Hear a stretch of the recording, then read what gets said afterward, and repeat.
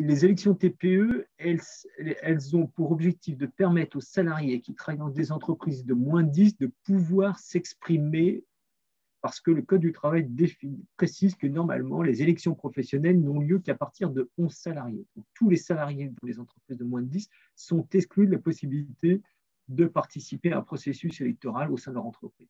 Donc, tous les 3 ans est organisée les élections des salariés des très petites entreprises.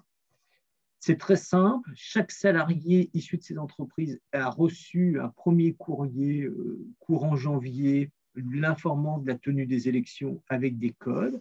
Et à partir du 22 mars, à partir de l'adresse Internet qui figure sur le courrier, les codes, ils vont pouvoir voter pour une organisation syndicale de leur choix. C'est un vote sur sigle.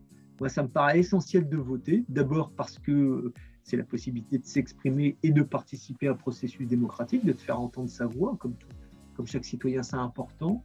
Et par ailleurs, on sait tous que s'il y a un faible taux de participation, ceux qui sont peu favorables aux petites entreprises, et je pense notamment au grand patronat, va avoir tendance à dire, vous avez vu, il y a une faible participation, donc c'est plus à peine de prendre en compte ce qui se passe dans les petites entreprises.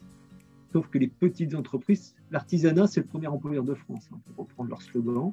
Ça me paraît essentiel d'y participer et de pouvoir librement voter. Bon, après, moi, je vous invite à voter pour Force Ouvrière, qui est un syndicat libre, composé d'hommes et de femmes libres.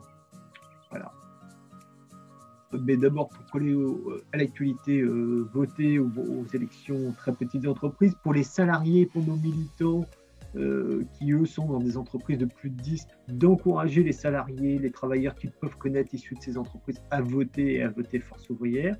Et puis, le deuxième message, c'est de rejoindre Force Ouvrière, qui est une organisation syndicale extrêmement libre, où chacun peut trouver sa place, et puis s'investir dans le syndicalisme, c'est à la fois se préserver soi, protéger ses droits, mais encore une fois, c'est protéger ceux peut-être de ses enfants ou de ses petits-enfants, et de se dire que le monde dans lequel on a vécu, nous, les outils et les filets de protection dont on a bénéficié, l'assurance chômage, la sécurité sociale, la retraite, eh ben, nos enfants ou nos petits-enfants n'en seront pas privés et qu'au contraire, on va continuer à œuvrer, comme l'ont fait les générations précédentes, pour que nos enfants aient de meilleurs droits que nous en avons eu nous-mêmes.